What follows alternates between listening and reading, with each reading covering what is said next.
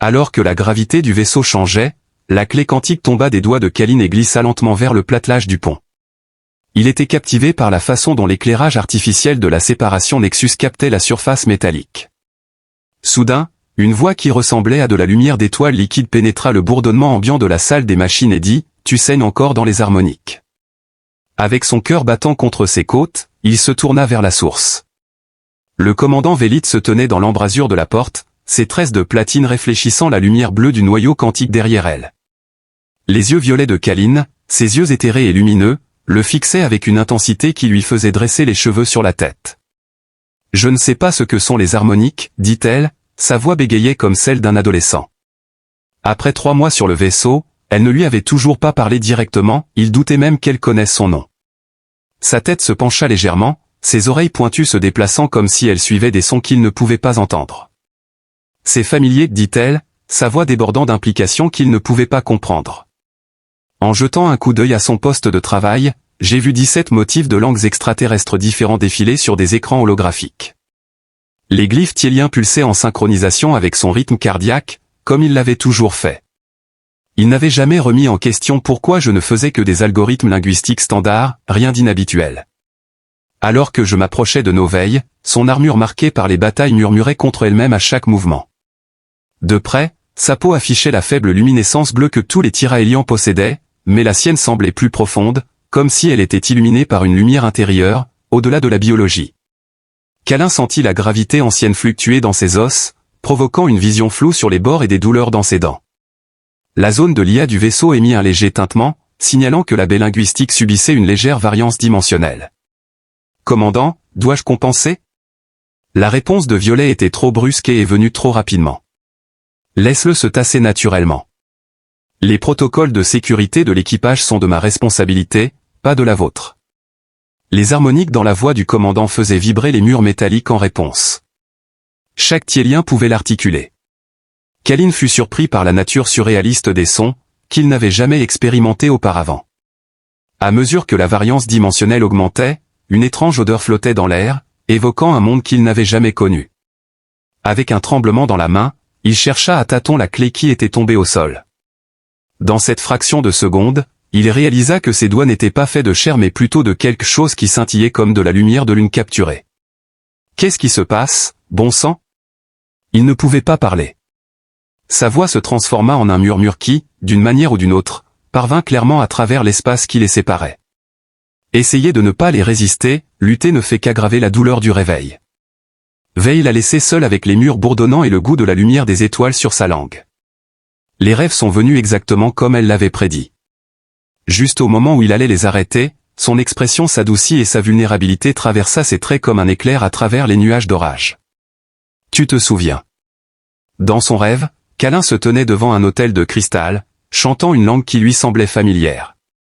Le goût des mots restait sur sa langue, des syllabes qui roulaient comme du miel et coupaient comme du verre. Il se leva en titubant, instable, et activa son terminal personnel. Le chronomètre du vaisseau indiquait 3h47. Alors qu'il haletait et se réveillait en sursaut dans sa couchette exiguë, il ressentit la sensation fantomatique d'une armure cérémonielle pressant contre sa poitrine. Temps normal, pourtant le sommeil semblait aussi éloigné que le soleil sur Terre. Inconsciemment, il accéda à la base de données linguistiques téhéliennes, cherchant les phrases qui s'étaient gravées dans sa conscience pendant qu'il dormait. Rien. Les mots n'existaient dans aucune matrice de traduction officielle. Zone, murmura-t-il, en prenant soin de ne pas réveiller son camarade de couchette, un ingénieur taciturne nommé Rodriguez, qui ronflait comme un hyperdrive mourant. Il voulait croiser ses motifs phonétiques avec les dialectes anciens tiéliens, mais l'IA semblait hésitante lorsqu'il a répondu. Désolé, Kalin, mais ces structures linguistiques ne sont pas disponibles dans ma base de données actuelle. Voulez-vous que je soumette une demande à non? Je m'excuse mais je n'ai pas l'autorité de le faire. Une douce sonnerie annonça l'arrivée d'un message, et l'expéditeur sentit un nœud dans son estomac. Qui envoie des messages à 0350 heures? Commandant Vélite, priorité Alpha, veuillez vous présenter à nous. Les yeux de Kalin s'humidifièrent alors qu'il fixait le texte. Les serres hydroponiques étaient des zones restreintes avec des systèmes de support de vie qui nécessitaient une autorisation spécialisée. Il n'avait pas cette autorisation. Après 20 minutes, il se tenait devant l'entrée scellée de la baie 7, son cœur battant irrégulièrement contre ses côtes. Le scanner biométrique émit un bip, et à son grand étonnement, les lourdes portes s'ouvrirent avec un murmure d'air comprimé. À l'intérieur, une flore extraterrestre. Il leva les yeux vers les soleils artificiels suspendus au plafond comme des étoiles capturées, mais ce n'étaient pas des cultures terrestres ordinaires ni même la végétation modifiée qu'il avait vue dans d'autres baies. Au lieu de cela, il vit des arbres cristallins s'élever vers la lumière, leurs branches transparentes chantant des harmoniques qui lui faisaient ressentir une douleur familière dans les os. La mousse violette recouvrait les allées, et à chaque pas, il libérait des spores bioluminescents qui dansaient autour de ses chevilles comme des guirlandes lumineuses. Veille émergea de derrière les arbres de cristal, mais elle avait abandonné son armure de combat au profit d'un simple gris. Ses vêtements ajoutaient une aura de mystère, tandis que ses cheveux platine lâchés cascadaient sur ses épaules. Dans la lumière tamisée des couloirs, sa peau scintillait d'une teinte bleu-vert qui correspondait à la symphonie des arbres. « Tu as dit de venir seul. Me voilà, probablement en train de violer 17 protocoles de sécurité différents, dit-elle avec un visage impassible. Quel est cet endroit, demanda Kaline en désignant le jardin illusoire qui les entourait. Maison était un mot lourd de sens, avec des connotations qui transcendaient ces simples syllabes ou les limites du transport humain. Alors qu'elle s'approchait, ses pieds nus restant immobiles sur la mousse lumineuse, la confusion du rêveur s'intensifiait. Comment as-tu rêvé ça, demanda Kaline, sa voix se perdant. Oui, si vif que je me suis réveillé en prononçant des mots qui apparemment n'existent pas. Veille étendit ses doigts flottant à quelques centimètres de son visage, et elle demanda, puis-je? La question flottait entre eux comme un pont. Les moteurs quantiques du vaisseau ne faisaient pas que ronronner, ils s'harmonisaient avec des fréquences qui traversaient l'espace pour toucher d'autres vaisseaux, d'autres mondes, et d'autres cœurs battant en parfaite synchronisation. Alors qu'elle murmurait sa voix, elle rejoignit la symphonie cosmique. L'ombre s'éveille pour se souvenir d'elle-même. Kalin hocha la tête, ne faisant pas confiance à sa voix. Ses doigts effleurèrent ses tempes avec une douceur surprenante, et soudain il put l'entendre, la musique sous-jacente à tout. Une profonde mélancolie envahit mon linguiste obstiné alors qu'il était assis seul dans la salle à manger, mettant de la protéine reconstituée dans sa bouche. 3 jours après le jardin impossible, il se retrouvait entouré de motifs linguistiques, la cacophonie habituelle des conversations de l'équipage servant de bruit de fond. Les plaintes concernant les quarts de service, les spéculations sur leur prochaine destination et les éternelles grogne au sujet de la nourriture synthétique, qui avait le goût de carton imbibé d'eau, faisaient tous partie du bruit de fond. Avec une pointe de regret, tout câlin mort, l'ombre se réveille pour se souvenir d'elle-même. Cependant, la traduction était erronée. Une description plus précise serait l'ombre choisie reconnaît son but oublié. Sa cuillère tintait contre le plateau, et il demanda, un problème avec ton déjeuner, marcheur d'ombre? Le lieutenant Torres, le spécialiste des armes du vaisseau, se tenait à côté de lui avec un sourire complice. 2 autres membres de l'équipage se tenaient derrière lui. Il parla plus fermement qu'il ne se sentait en glissant dans le siège en face de lui. Les Télians vous appellent, dit-il, ceux qui pensent que les humains ne peuvent pas comprendre leur langage sophistiqué. Torres se pencha en avant de manière conspiratrice, ajoutant, ils pensent que vous êtes une sorte de, quel est le mot, Kaline quelque chose Kaline Moore. Avant même qu'il ne puisse s'en empêcher, une correction lui échappa. Les sourcils de Torres se levèrent. Donc tu sais ce que ça signifie. Moi, pas. Avant que Kaline ne puisse répondre, l'éclairage ambiant dans la salle en treillis passa à l'ambre. Transmission prioritaire entrante. Quoi que cela signifie, la commandante reine des glaces agit comme si elle avait avalé un condensateur quantique en marche. Hier, elle fixait un mur vide là où vous vous teniez il y a à peine 10 minutes. Aujourd'hui, elle a commandé des processeurs atmosphériques spécialisés pour les serres hydroponiques. Et ne parlons même pas des étranges relevés d'énergie provenant de la baie 7. La voix du capitaine Morrison résonna à travers le système de communication du vaisseau avec une neutralité délibérée qui annonçait de mauvaises nouvelles. Tout le personnel supérieur au pont. Nous avons des visiteurs, dit-elle, son attitude décontractée cédant progressivement la place à une plus professionnelle. Torres, dont le comportement devenait plus sérieux, la suivit vers le pont, même si son rang et son niveau de sécurité ne justifiaient pas sa présence. Les couloirs étaient remplis d'une énergie anxieuse alors que les membres d'équipage se précipitaient vers leur poste. Kaline aperçut quelque chose à travers les hublots du vaisseau qui fit. À mesure qu'il s'approchait, le pont était dans un état de chaos contrôlé. Le capitaine Morrison, avec son visage marqué par le temps et son expression sévère, se tenait au centre de la scène, étudiant l'affichage tactique. Le commandant Veil, dans son rôle habituel à la station tactique, était visiblement troublé.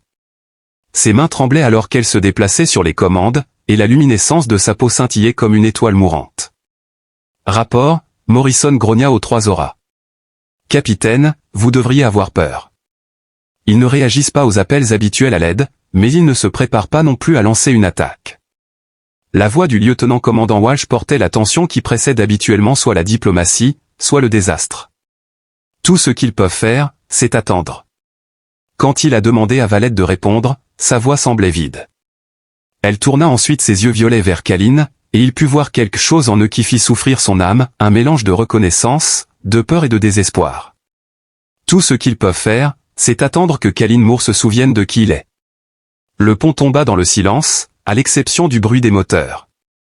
Au milieu du doux bourdonnement des systèmes et du lointain murmure des étoiles, les yeux du capitaine Morrison allaient de son commandant au linguiste qui n'avait rien à faire là. Kalin pouvait presque sentir la vision du monde de l'homme s'effondrer, selon Morrison. Eh bien, cela va soit être le premier contact le plus intéressant de l'histoire humaine, soit le plus court, dit finalement Morrison, sa voix aussi sèche que la poussière martienne. Une transmission zoratienne arriva en couleur au lieu de mots, et Kalin resta captivé sur le pont alors que des motifs holographiques jaillissaient sur l'écran principal. Des spirales d'ambre et de cramoisi pulsaient avec. La précision mathématique imprègne les formes, rendant le contact visuel direct douloureux en raison de la complexité multidimensionnelle des images. La voix du capitaine Morrison porte le poids d'un homme assistant à la désintégration de son univers autrefois ordonné. Le schéma de transmission ne correspond à aucun protocole de communication connu. Le commandant Veil s'approche de l'écran, sa peau lumineuse pulsant en synchronisation avec les couleurs extraterrestres. L'IA marque une pause avec une hésitation étrangement humaine. Tandis que les pieds de Veil restaient fermement ancrés sur le platelage du pont, la conscience de Kalin s'étendait au-delà des limites de son crâne.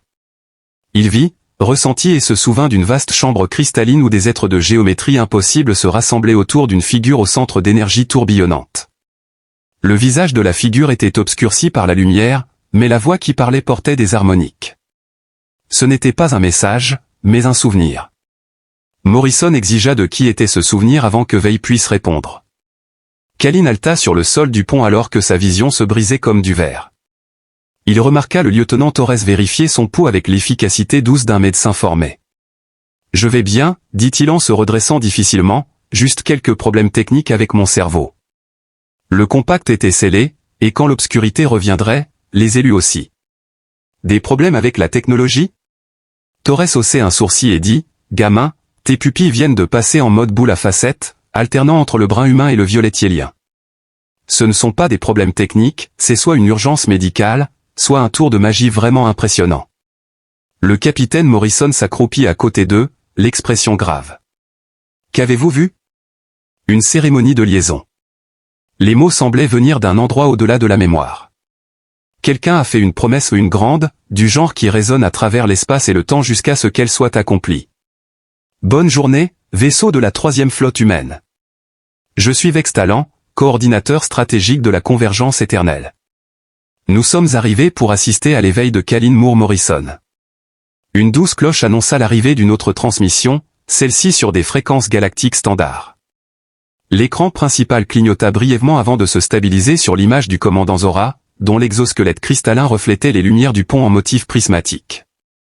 Capitaine Morrison ici, adoptant la posture diplomatique qui lui avait bien servi au cours des 2 dernières décennies de protocole de premier contact, coordinateur Vexatalan, je suis désolé, mais il semble y avoir eu une confusion. Aucun de nous n'est qualifié pour occuper ce rang. Le regard intense du Zoréen se fixa sur une entité derrière Morrison, celui qui chante les chansons profondes sans en connaître le sens, l'ombre qui se souvient d'elle-même dans des rêves de cristal et de flammes, et où tout le monde sur le pont tourna les yeux vers Kalin. Qui semblait avoir été frappé par la foudre et était encore assis par terre, leva maladroitement une main dans un faible geste et dit « Salut, je suis apparemment l'élu. » C'est gênant. La commandante Vioat s'approcha pour lui tendre la main et lorsque leurs doigts se touchèrent, une arche visible d'électricité apparut entre eux, faisant vibrer les processeurs atmosphériques du pont en réponse harmonique. Le lien reconnut Vexatalin, qui avait l'air satisfait, et la commandante veille à mort, la Convergence vous salue, votre veille a été longue. Le capitaine Morrison jeta un coup d'œil entre son commandant et le linguiste avant de se tourner vers l'engin extraterrestre qui avait transformé sa patrouille habituelle en un drame cosmique. Je ne pense pas que quelqu'un veuille expliquer le compact, cependant. Kalin sentit une réponse monter en lui, du genre qui nécessite un sacrifice. Le pod de transport zoratéen se matérialisa dans le hangar principal de Nexus Severance aux côtés du. Kalin regarda à travers le pont d'observation transparent renforcé, son reflet évoquant la géométrie apparemment infinie de l'engin extraterrestre. Il s'adressa au commandant Veil, qui se tenait à ses côtés et dégageait une tension comme un ressort enroulé, en disant « Quand je me suis engagé pour cette mission, la brochure de recrutement ne mentionnait certainement pas les complications de vie antérieures dans la description du poste. » Les lèvres de Veil se contractèrent, puis elle faillit sourire. Dans ces mots, la documentation humaine est notoirement incomplète. La coque biomécanique du transport s'élargit comme une fleur s'ouvrant à l'envers, révélant Vextalin, le coordinateur stratégique. Le Zoratien se déplaçait gracieusement comme s'il était chez lui à la fois en apesanteur et sous une pression atmosphérique écrasante, leur carapace cristallin changeant de couleur pour s'adapter aux systèmes environnementaux du vaisseau. « Ils sont magnifiques » murmura Kalin, avant de se sentir rapidement idiot pour cette observation. « La beauté et le danger partagent souvent les mêmes fréquences » répondit Bit aux Zoratéens. Leur biologie est basée sur l'absorption et la redirection de l'énergie. Un seul coordinateur pourrait alimenter tout le vaisseau pendant 10 ans ou le décomposer en ses atomes constitutifs en quelques secondes. C'est incroyable comme notre conseiller matrimonial cosmique est aussi une arme de destruction massive ambulante. Cette fois, Veil sourit, et il ressentit une douleur de reconnaissance dans sa poitrine. Conseiller matrimonial, ils sont ici pour discuter de quelque ancien. Le coordinateur stratégique du commandant Valette, Vextalin, demande une audience immédiate avec Kalin Moore et son tweet, et vous continuez à me désigner par des noms qui ressemblent étrangement à Marie dans différentes langues extraterrestres. À moins que je ne sois totalement en train de mal interpréter la situation, ce qui, compte tenu de mon histoire de relation, est certainement possible. La voix d'Aria remplit le salon d'observation d'une distorsion harmonique inhabituelle avant qu'elle ne puisse répondre. Pour compléter le pacte, vous devez vous souvenir de qui vous étiez non pas seulement en fragments dans des rêves, mais de manière pleinement intégrée. La voix du capitaine Morrison crépita à travers le système de communication alors que le coordinateur demandait l'accès à l'espace hydroponique 7, et plus particulièrement à l'écosystème cristallin. Ils affirmaient que les conditions atmosphériques régulières perturberaient les motifs de résonance nécessaires au transfert de mémoire, ce que Kalin percevait comme un frisson sans rapport. L'expression de Bâle devint également lointaine. 20 minutes plus tard, ils se retrouvèrent dans le jardin surréaliste de la baie 7, où des arbres cristallins chantants et des tapis de mousse luminescente les entouraient. Vexatalan se déplaçait avec délice parmi les plantes extraterrestres, sa carapace réfléchissant et amplifiant les motifs bioluminescents jusqu'à ce que toute la zone pulse comme un. Les fragments de mémoire ont longtemps attendu de se réunir, mais il y a un risque. Le capitaine Morrison a exigé ce risque par le biais du lien de communication. Soit la conscience humaine ne survivra pas à l'intégration avec son prédécesseur cosmique, soit le prédécesseur cosmique rejettera l'hôte humain comme étant inadéquat. Vexatolan observait Kalin avec une intensité troublante, ses yeux composés fixés sur lui. Quoi qu'il en soit, l'être que vous connaissez sous le nom de. Je pourrais te libérer du pacte si je le voulais, dit Kalin Shen, sa voix plus stable qu'il ne le ressentait. La proposition de mariage la plus compliquée de l'univers vient avec un potentiel d'essai comme effet secondaire. Le jardin se tut, sauf pour le chant doux des arbres extraterrestres. Valette avait attendu des éons pour ce moment, portant le poids de la responsabilité cosmique, et Kalin pouvait voir la douleur ancienne dans les lignes autour de ses yeux violets. Leur carapace était maintenant enflammée de motifs bioluminescents qui faisaient mal à regarder directement. Le substrat de mémoire nécessite une calibration, et les auras annoncèrent leur arrivée en avançant vers le cœur du jardin, où la lumière cristalline se rassemblait comme une étoile capturée. Les arbres cristallins commencèrent à chanter à des fréquences qui contournaient complètement les oreilles de Kalin, résonnant directement dans ses os.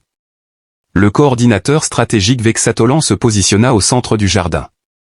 Commandant Velitamor, en commandant l'air chargé avec sa voix, devait ancrer la résonance, sinon, la conscience de Kalin se disperserait à travers les dimensions. Veil se tenait aux côtés de Kalin, sa main trouvant doucement la sienne. Dès que leurs doigts s'entrelacèrent, le jardin éclata en harmonie symphonique, chaque branche cristalline, chaque spore luminescent et chaque brin d'herbe extraterrestre chantant en parfaite union. La voix de Kalin était à peine audible au milieu du chœur cosmique, mais au moins. Si je devais mourir horriblement, ce serait sur une belle musique. Tu ne mourras pas, Valette jura. Je ne te laisserai pas partir non plus. Cela soulève la question inconfortable de mon bilan de survie. Il lui serra la main, sentant un arc énergétique entre leurs paumes. Je dois admettre, si je devais avoir une crise existentielle, ce serait l'endroit le plus visuellement agréable que je puisse demander. La forme de Vextalan commença à apparaître et disparaître, leur structure cristalline conduisant des énergies. Au-delà du spectre électromagnétique, il y avait un monde que Kalin Moore se préparait à se souvenir. La première vague était un déluge de sensations, le submergeant alors qu'il se préparait à affronter ses 28 années d'études linguistiques, de relations brisées et de café instantané. Mais ensuite, il ressentit une collision avec quelque chose d'énorme et d'ancien. Il s'imagina comme Khal Tanor, commandant des flottes à travers les systèmes stellaires, et le poids de la responsabilité cosmique pesait sur lui. Son esprit humain comme une montagne posée sur une bulle de savon c'est trop Altateil, ses genoux cédant, je ne peux pas, c'est trop. Soudain, l'emprise de Violite sur lui se resserra, et des souvenirs inondèrent leur connexion. Il ressentit son point de vue sur leur première rencontre, qui avait eu lieu sur un champ de bataille où des forces de l'espace intergalactique réécrivaient la réalité. Il pouvait percevoir son espoir et sa terreur à la découverte de lui, renaissant sous forme humaine, ainsi que la danse délicate d'approcher quelqu'un qui porte le visage de son bien-aimé mais n'en a aucun souvenir. Tu as attendu, murmura-t-il, sa voix remplie de compréhension. Tu as attendu pendant des siècles. En réponse, elle parla d'une voix chargée de larmes non versées. La deuxième vague apporta des connaissances tactiques, des cartes stellaires de galaxies que les astronomes humains ne découvriraient pas avant des millénaires, des techniques de combat qui traitaient la physique comme des suggestions plutôt que des lois, des protocoles diplomatiques pour des espèces qui communiquaient par intrication quantique, et Kalin sentit son identité humaine s'étirer. Cet éveil ne connaît pas de limite, nota Vextalan avec une pointe de satisfaction. Votre vaisseau est devenu un diapason pour les fréquences cosmiques, répondit sèchement le capitaine Morrison, sa voix crépitant à travers le système de communication avec une pointe de panique à peine contenue. Nous recevons des relevés d'énergie massive de votre position, et la coque du vaisseau commence à résonner en motifs harmoniques. Quoi que vous fassiez, cela impacte l'ensemble du vaisseau.